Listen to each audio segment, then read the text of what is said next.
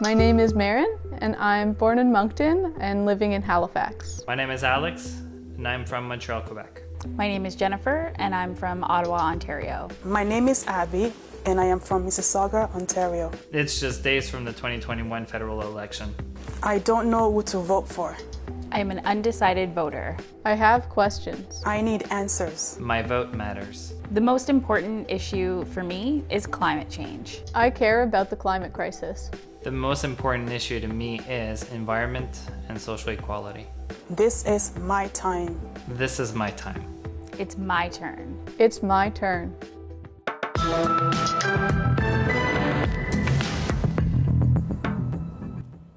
Hello and welcome to our final night of Face to Face with the federal leaders. I'm Rosemary Barton, again here in the National Studio in Toronto. And this week, as you know, we've asked each of the leaders of the major national federal parties to come here, to sit down. And then, as we do, we give you some of the time, voters, so you can try and get some answers that you think you might need before you hit the polls. We've got our virtual audience watching live from home. They're going to comment as we go and also pay close attention. Look how eager they are. And we've got 4 undecided voters here to put their questions to one of the leaders. After their 5 minutes, I'll jump in for clarity or for more specifics if needed. Tonight, though, it is, as it has been throughout this week, all about Canadians and trying to get information for voters. Our final night is Green Party Leader Annamie Paul joining us. Thank you for being here. Appreciate you making the time. Oh, it's wonderful to be here with you and the audience. So good to see you.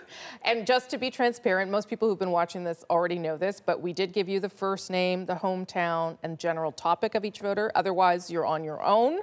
And we asked of each of our voters to do a quick video to introduce themselves to you and to all of us. Let's meet the first one. Hi, my name is Abby Williams and I live in Mississauga. I migrated to Canada over 20 years ago. I'm a wife and a mother to 6 beautiful children. I love health, wellness, and food. I like eating more than I like cooking, which is so funny because I'm an author. I write vegan cookbooks. So I am an undecided voter because there's been issues, concerns, and things like that have come up in the past year or so, and from there I will know who to vote for. Okay, Abby, good introduction. Your 5 minutes starts now. I don't know how you have time for 5 minutes with 6 kids, but here we go.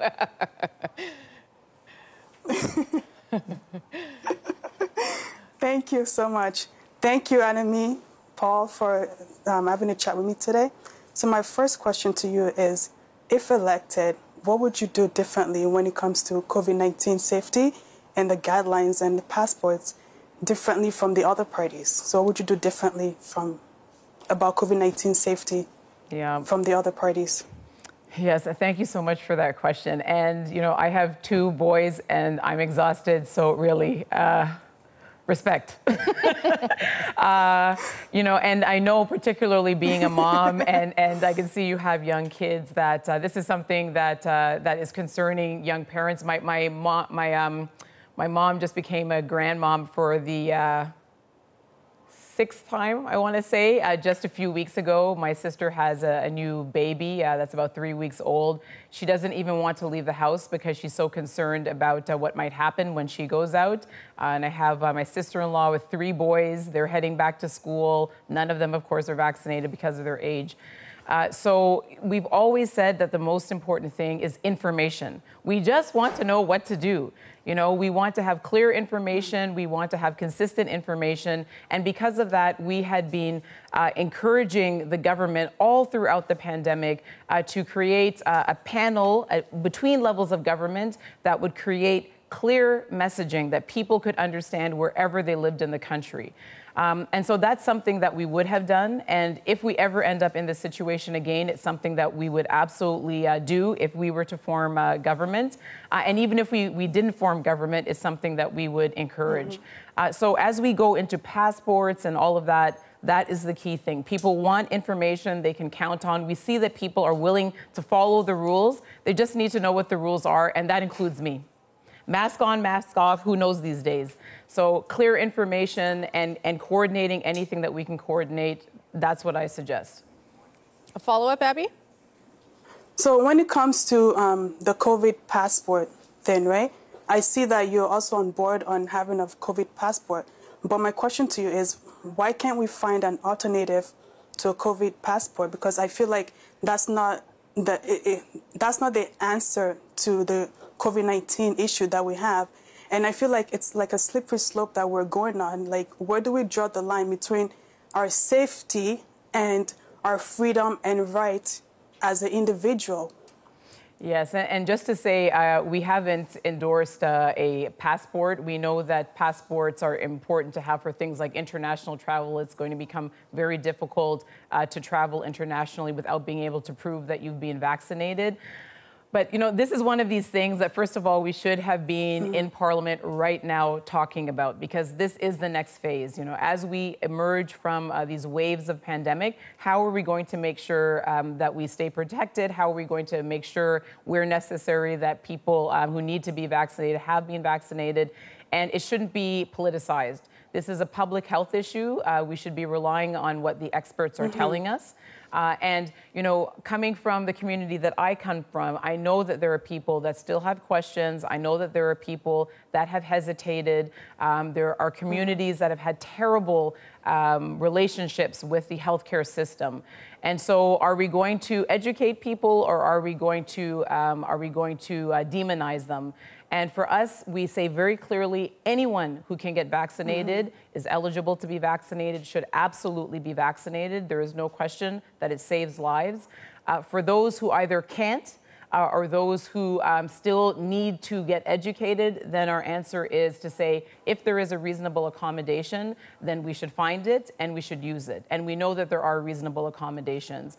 I think that we do need to have that discussion about people's civil liberties. We know that we're going to have to, and this is the time for us to do that. We should be talking about how we persuade communities who have had those difficult relationships about why this is so important, and we haven't done enough of that education so far. Abby, I'm going to jump in now. Those were two good questions, but I'll just jump in a little bit. So just so I'm clear on the vaccine passports, we have seen that the stick seems to work better than the carrot when it comes to uptake. When BC decided to introduce one, you know, appointments went through the roof. Same thing in Ontario.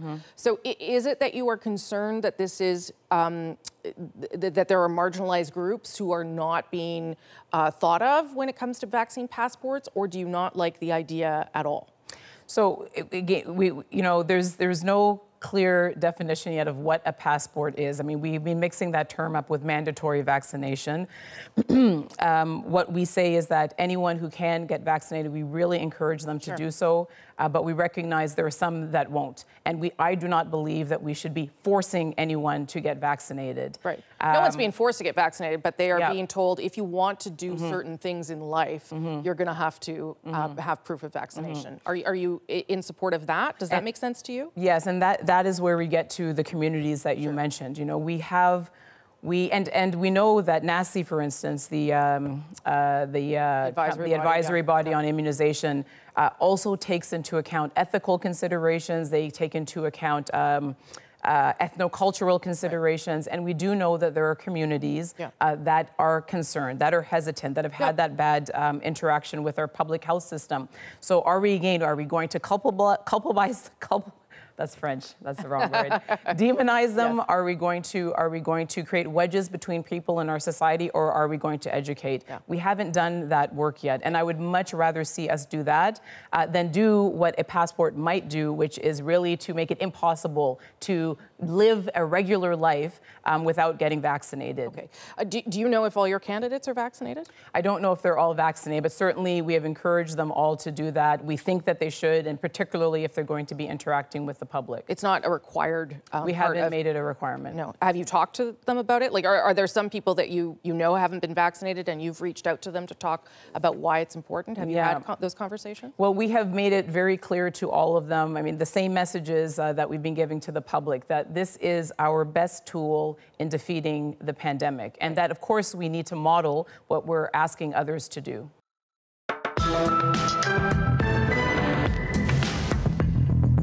Welcome back. I'm Rosemary Barton. This is Face to Face with Annamie Paul. Let's get to our next question. Hi, my name is Maren Mealy. I'm a 20-year-old with my education currently on hold because of COVID-19. I love spending time outdoors, making art, and I'm an avid political watcher. I'm very passionate about the climate crisis and ensuring that we are mobilizing towards a climate-just future in an intersectional way. Currently, I'm an undecided voter because none of the federal parties have displayed to me that they are able to follow through on their campaign promises in the areas that are important to me. And I'm really looking forward to seeing how parties are going to put systems in place that ensure that they have accountability for these issues, and also making sure that they are addressing the climate crisis with the urgency that it demands. Here's your 5 minutes with Ms. Paul. Hi, it's so nice to meet you, and I'm really honored to have this opportunity to talk to you today.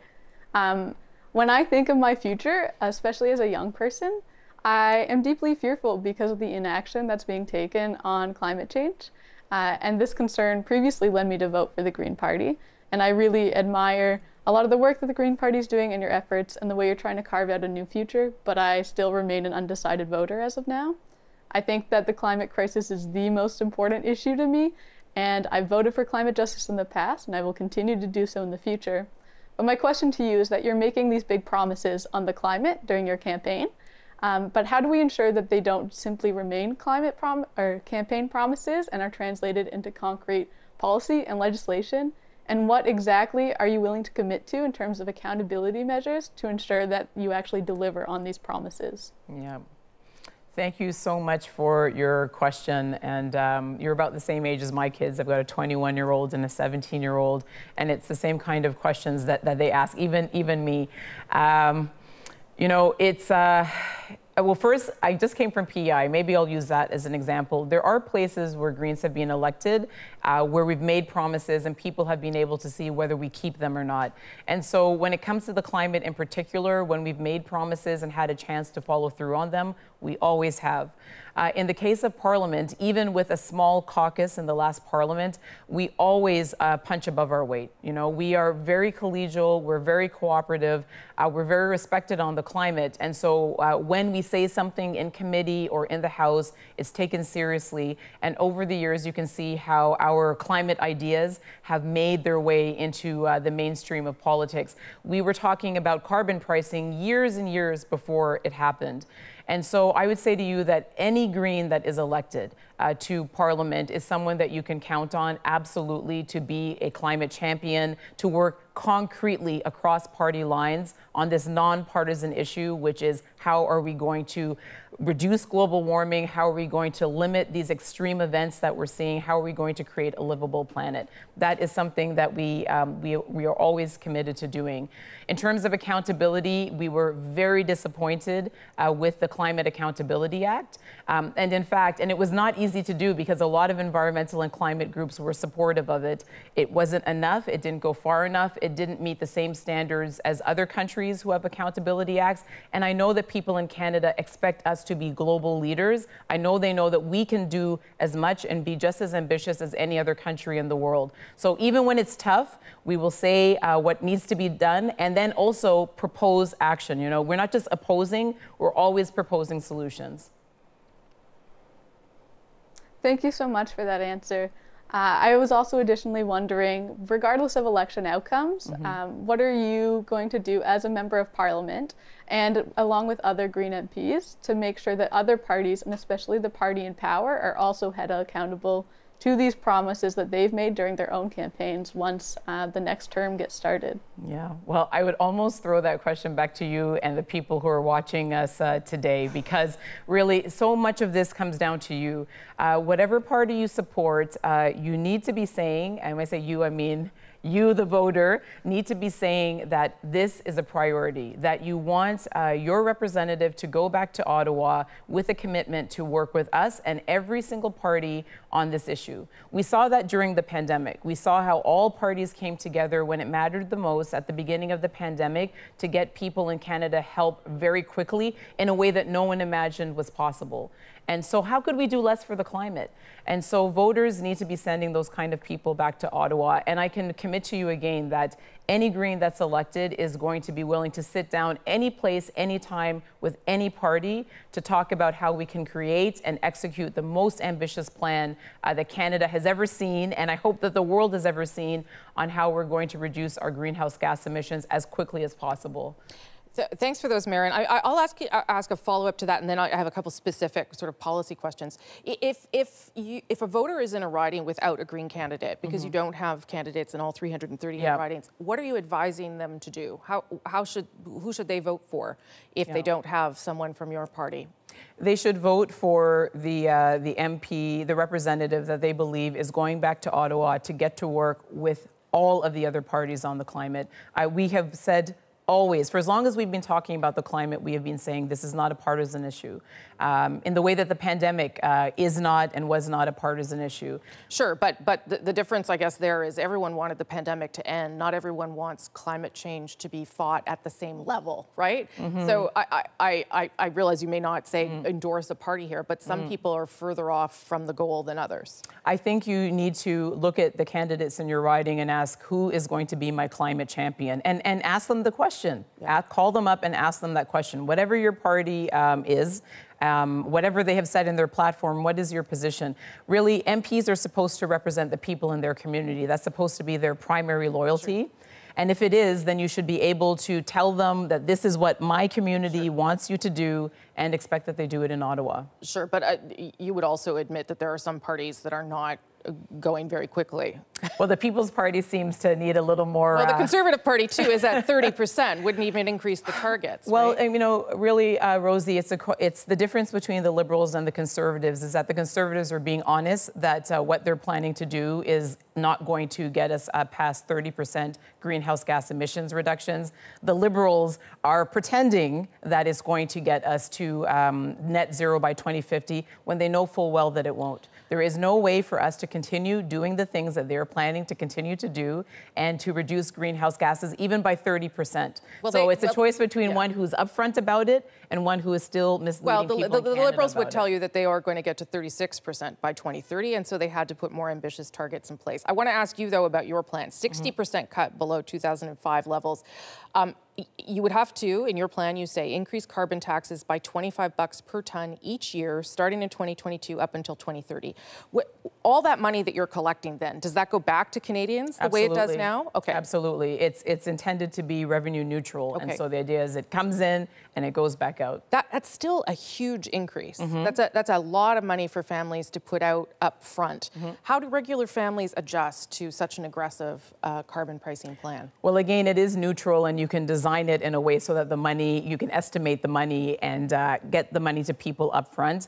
The other thing to keep in mind whenever you talk about carbon pricing is that that number is just a vacuum. I mean, in the sense that as technologies come online, as the carbon pricing incentivizes innovation, you most likely wouldn't even need to get to that. So on the one hand, we want to make sure absolutely that it is not only revenue neutral, but it's also something that isn't difficult and a burden to people. And at the same time, we know the carbon pricing produces innovation, which makes it usually not necessary to get to that kind of level.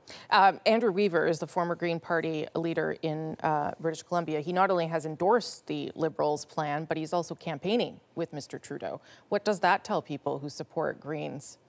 That I guess he supports the Liberal Party in this election. I mean, he's, you know, with all due respect to Andrew, and I do respect him very much, and I appreciate the support that he's offered me, I just think that he's wrong. And not only do I think that he's wrong, Environment Canada has said very clearly that even if we do everything that the Liberals are proposing, we're not going to get to the 40% target.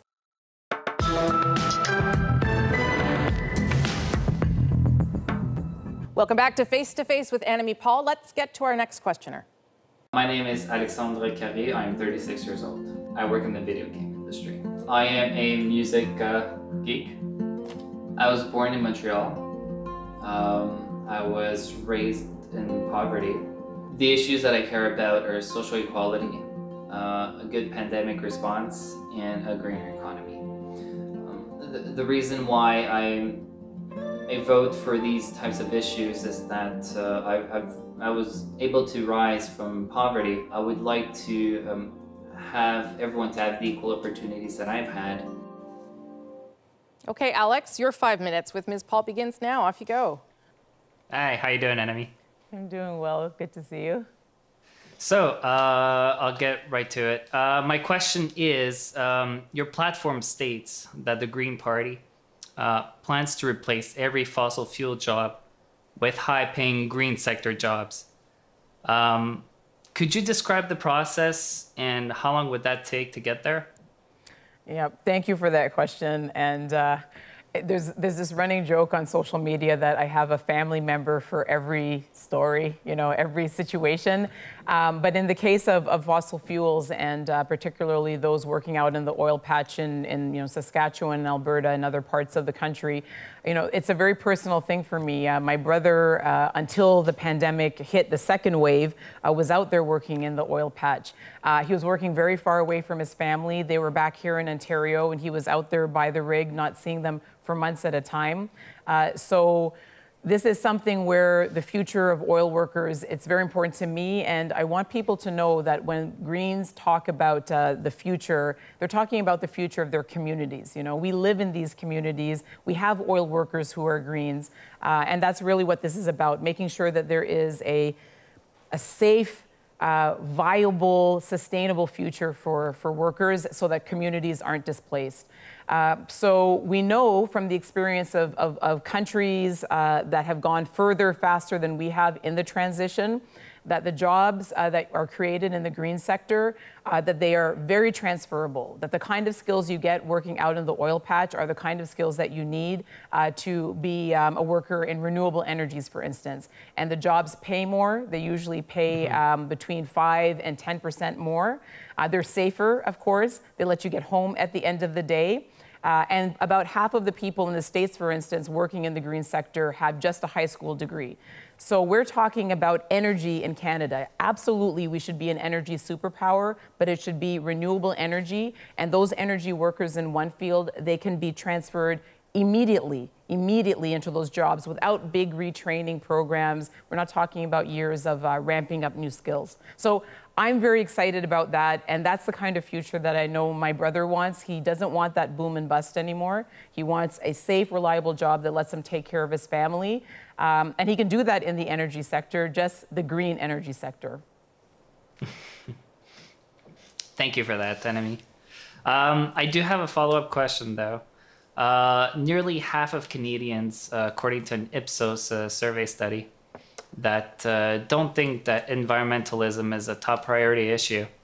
My question is, if you ever get elected, if you do, how will you be able to convince them? More and more. I'm old enough, I'm in my late 40s, so I'm old enough to remember a time when we were talking about whether climate change was real and whether global warming was a real thing.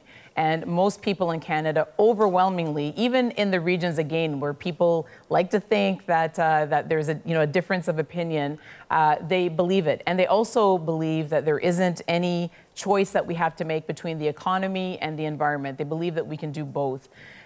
So for those who are left behind, you know, part of this is leadership. And this is why we always talk about this being a nonpartisan issue.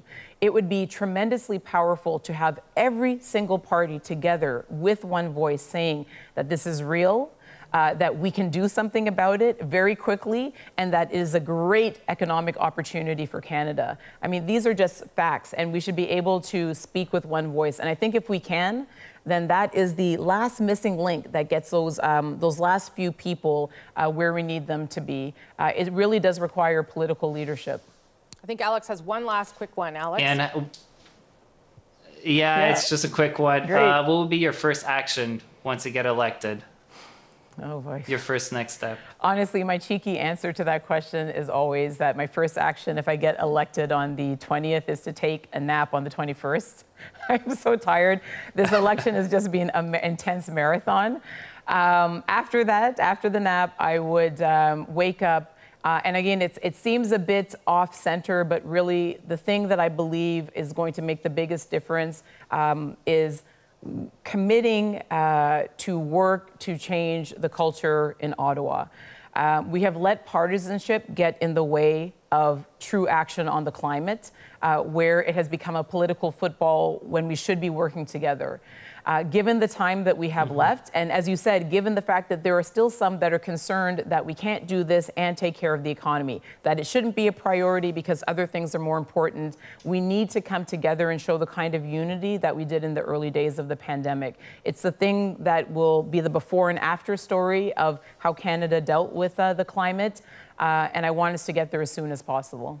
Okay, Alex, I'll go with a couple. You say that, you know, we all have to work together. We are now in an election where everyone has committed to some sort of carbon pricing. That's different than even 2 years ago. Yep. What does that tell you about that shift in terms of how easy it would be to get the politics? I mean, I don't think that's ever going to happen. Having been around a long time, I'm sorry to tell you. But in terms of what that conversation would be if it wasn't as big a wedge as it has been in the past. First, you're right. We have come a long way. And, you know, I give our party credit for that, not full credit. You know, there are many people in civil society who've worked a really long time to get us this far. We still have further to go and not as much time. Sure. I would say, Rosemary, sorry, that... Rosie's fine. I know. It feels cozy here. I would say that... there were many people that didn't believe that even in the face of a pandemic, given how divisive politics had become, how polarized politics had become, that we would ever be able to unify that quickly to release so many resources for people to really turn on a dime the way that we did. We've got to be able to do that when it counts again. And I believe that the climate is one of those issues. So I remain hopeful and optimistic that we can do it. You know, you want to move more aggressively than everyone else, and you say it can happen. You're just telling Alex that it can happen without causing job loss. Some people, experts, Mark Jacquard is one of them, and he used to be part of the party. He was hired to do some work for the party. He says that it would harm your plan would harm the economy the most, that it would reduce the GDP in 2030 by 7.5%. That's a lot for people to take in, that an aggressive plan would hurt the economy so much. What do you say to people who say that's too fast and it's too reckless, that you don't care enough about economic growth? First, I would say that he's simply not correct. We need to look at the United States, who is moving in this direction more aggressively than we are. We need to look at the 27 countries of the European Union who have dedicated a third of their long-term budget to the green transition that they're undertaking. We need to look at all the other major economies that are making this a priority, and we can't possibly tell ourselves that they've all decided collectively that they're going to ruin their economies and plunge their GDPs. No, I don't think that's what he's saying. First of all, the Green Party hired him to evaluate your climate actions in the previous campaign, so obviously he has some credence with the party. He's saying that the plan is too aggressive and that it would cause this kind of economic strain. And at a time when we are trying to pull our way out of a pandemic recession, for some people that might be a legitimate question. That's too much right now. Yeah. Well, two things. First, you know, our climate plan was the product first of the 5 PhD climate scientists who are in our shadow cabinet, and then of course all of the climate civil society organizations that we always consult with. It is absolutely in line in terms of targets, in terms of speed with our international partners. We actually continue to lag behind all of them. And I will say without any hesitation that the green transition, as Mark Carney has said, and many global award-winning economists, Nobel Prize-winning economists have said, it is the greatest economic opportunity of our lifetime. If we use our stimulus money to accelerate our transition to net zero, the kind of jobs that it will create, the kind of infrastructure and innovation is the thing that will set us up for the future. We have this once-in-a-lifetime opportunity. I think it's the pace at which, though, that you are proposing to go. Yep. You see that some people think that's just a bit too fast. Well, again, it's the pace that our international partners have set for themselves. It's the pace that the United Nations has said that we need to take. We have waited a very long time to do this. The good news here, again, is that we can do what we need to do and still set our economy up for the future.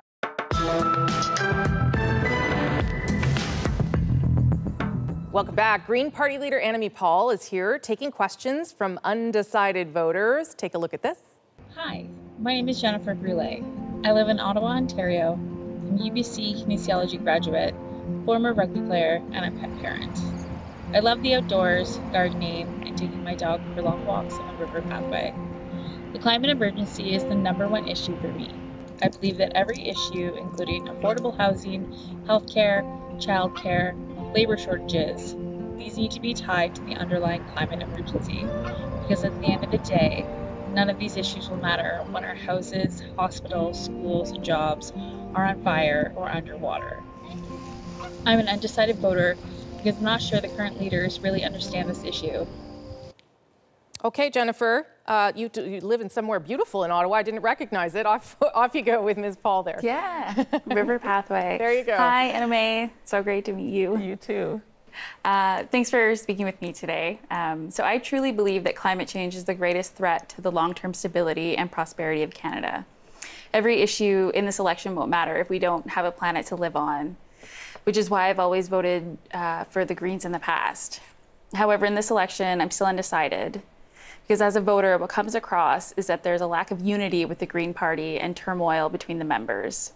So my question is, what can you say to convince me to trust the Green Party and give you my vote when it seems that the party members themselves are not getting along? Thank you for the question. And you're right. There has been a lot of turmoil. There has been a lack of unity. We did not enter this election in the way that I certainly would have hoped, particularly, as you said, because every election that happens, even though this one was unwanted and unnecessary, is still an opportunity for us to elect more Greens and to elect more people to Parliament that really want to make this a priority. So I'm very sorry for that, and I really wish that it were otherwise. What I would say, though, is that Greens share a set of core values, and certainly right at the top is the climate. Every Green who has ever been elected municipally, provincially, federally is someone who has always demonstrated that the climate is a top priority. They have always helped to push whatever body they belong to forward. They've always worked together across party lines to get action on the climate. And so that's something you can count on. That's something that's never going to change. And so anyone who is in a riding where we have a Green running can feel confident that they're sending someone to Ottawa that is always going to make that a priority. So, if, for example, like if the entire party doesn't have to get vaccinated, and then you have sides splitting, one side says get vaccinated, one side doesn't, how can you bring that together and still put climate up top? We believe, and I think we've seen that throughout the pandemic, that things are really interconnected. And you're absolutely right. The climate is the greatest threat multiplier that we have seen within our lifetimes. Absolutely. And it has to be prioritized and respected in that way. And you're right, the cost of inaction is way more than the cost of action. People tend to forget that as well. That being said, social justice cannot wait. If we want more climate champions, we have to make sure that people are able to live a life of dignity so they can be climate champions. We see that the people who are least responsible for our degrading climate are the people who are the most impacted by it. So we're always going to talk about those issues.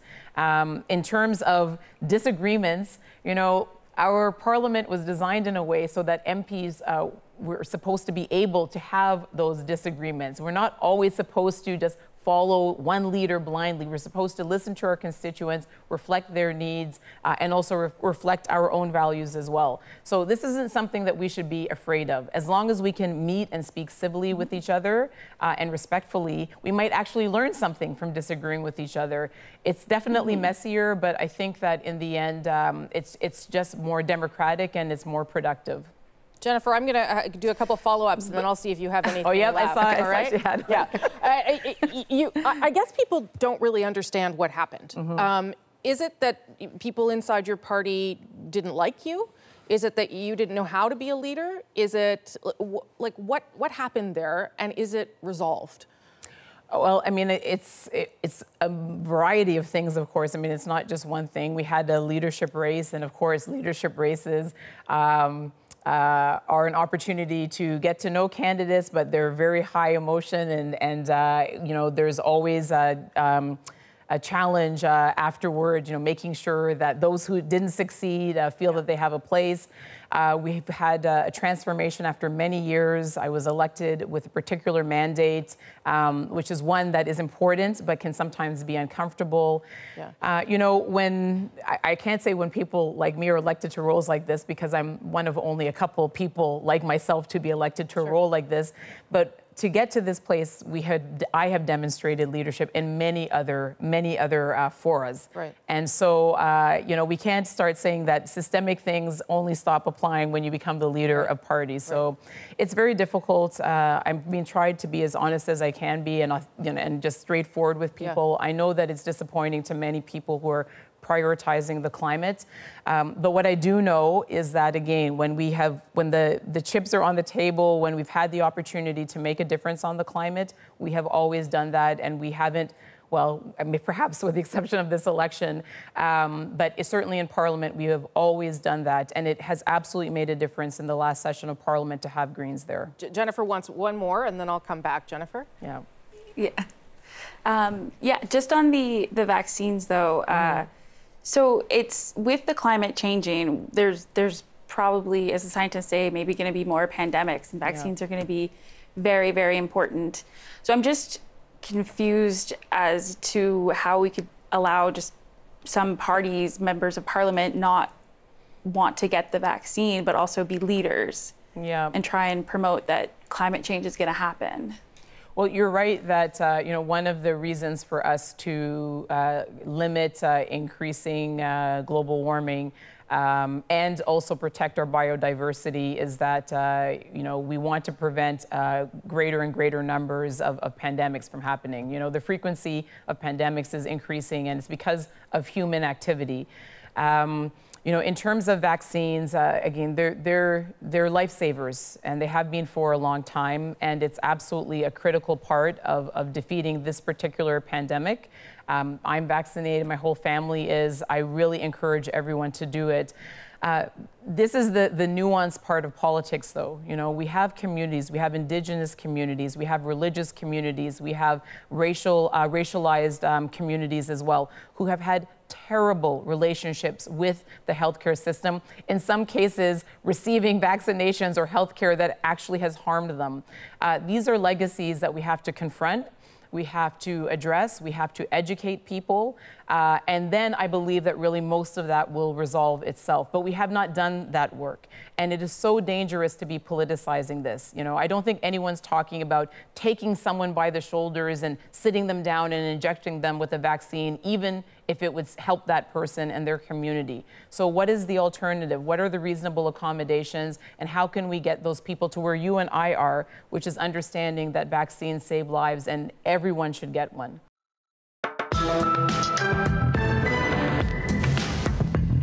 You have said during this campaign that you didn't go to some ridings because you wanted to make sure that you would help people and not hurt people.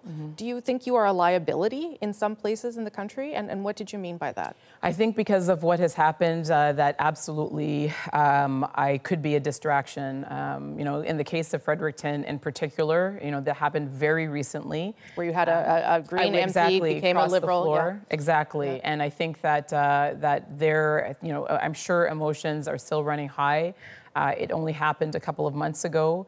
And I want to make sure that anything I do helps and doesn't harm. One of the big reasons that I'm still here, and I was very,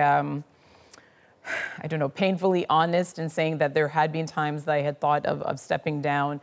One of the reasons that I'm here is that the election came when it did. And I don't feel we should have had it, but it did. And I wanted the party to have a leader going into this election. I wanted our candidates to have their very best shot. And since I'm here for that, I want to make sure I'm not doing anything to hurt them. Okay, so does that mean if you don't win your seat, you will no longer be leader? I'm going to think about that after the 20th. I personally have found that there's no way to get through this except to focus on doing all that you can to support your candidates and to win yourself. But certainly what got me through the last few days in the lead up to the election was thinking about the candidates who had taken leaves of absence from their jobs, and there are a lot of those people who had been working for 2 years leading up to this election to win their seats. And going into this election leaderless would have been a terrible disservice. I take your point, but it's pretty rare to have an election campaign where there's a leader who is even thinking about leaving her job, and is trying to tell herself, I'm not going to do it, I'm going to stay for the good of the party and the candidates.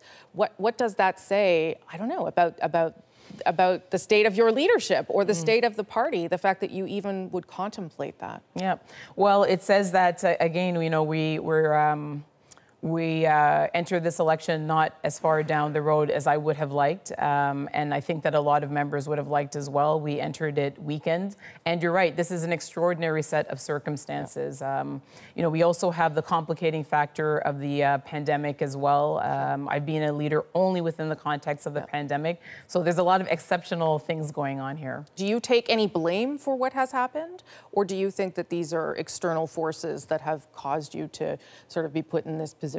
Or is it both? I think there's always, well, certainly I hope that I will always be a leader that is able to self-reflect, that is able to look back and say, you know what, that could have been different, that might have been different, absolutely. Do I think that this is a situation of my own making? I definitely do not. But certainly I think that it's important to have humility and to acknowledge that you're learning every day as a leader. Would you ever consider running for another party? You know what? I feel like I've been asked every question about this, but I haven't been asked that. I have given, Good, then I'm doing my job. Yeah, exactly. You know, no, really, it's great to be asked a brand new question. I have never been a member of another party. The Green Party is the only political family that I have ever had.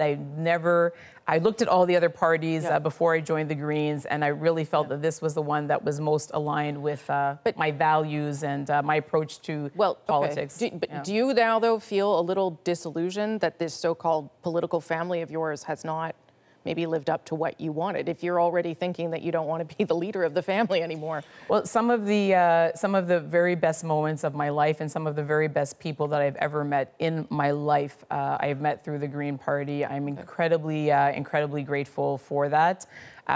This has been, again, a very difficult period, and more than anything, as I said, I want people to really focus on the extraordinary candidates that we're running. One of the things I'm most proud of is that 70% of our candidates are from equity-seeking groups. That's the first time ever. Almost half of our candidates are women.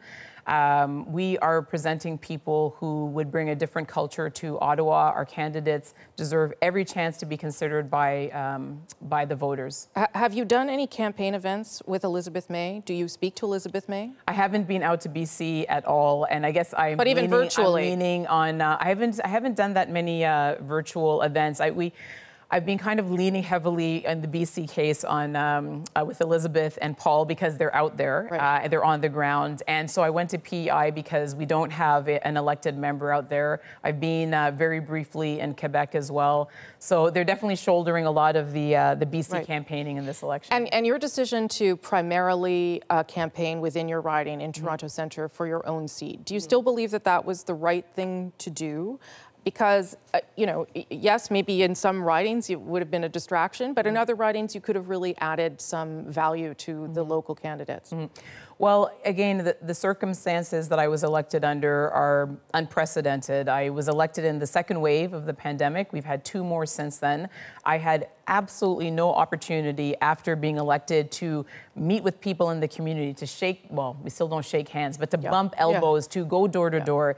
Every seat that we win, every new seat we win, we have to work so hard to win it. I feel that the right thing to do was to meet the voters that ultimately are going to vote for me to be their representative and give them that respect. I have to earn their vote. I'll just end on the issue of strategic voting, because it is something that people think about when it comes to the Green Party, given that you haven't elected, you know, dozens and dozens of MPs. When people go out and think to themselves, is this quote unquote a wasted vote? Should I be better off voting for someone that could form government and maybe is closer to my values as opposed to what you're offering? What do you say to those Canadians who really think that strategic voting is something they really have to think about, particularly because the race is so tight? Yeah. Well, first I would say, you know, do you remember 2015 when we were promised that the system would disappear? First past the post, yes. First past the post. And had it disappeared, we would have had many more members. We would have been an official party by now. So that's really disappointing. And I think it brings me to the second point, which is that people, when they're voting, they need to ask themselves, are we sending back people who are going to give us more of the same, who are going to lead us down the same road that we've been going down for all of these years, where we haven't had action on all of these things that I've been asked about today, or are we going to send some new voices there? Okay. People are tired of the culture of Ottawa. That means electing some new people if you're tired of it. People are tired of having the same two choices. Well, you need to elect new parties if we don't want to keep every election cycle looking at the Conservatives and the Liberals as the only two options. Okay. And then I guess the last thing I would say is, again, Greens prove their worth whenever they're elected. Whenever they're elected, wherever they're elected, they stay elected. They always win re-election, and it's because they serve their communities well, and they do what they say when they get into the legislature or parliament. Okay, Ms. Paul, thank you for making the time from the campaign. Appreciate it. Thank you. That is our final night of our face-to-face series. We hope it helps all of you make an informed choice if you haven't already. We want to thank our virtual audience members watching this live with us, and of course, all those smart questioners who hopefully this helped them, and of course, Annamie Paul, and all the other party leaders for making time for us during this last busy week. If you missed any of our conversations, you can find them on the CBC News app and on CBC Gem. I'm Rosemary Barton. Good night. I'll see you back here for election night, though probably a few times before too. Bye-bye.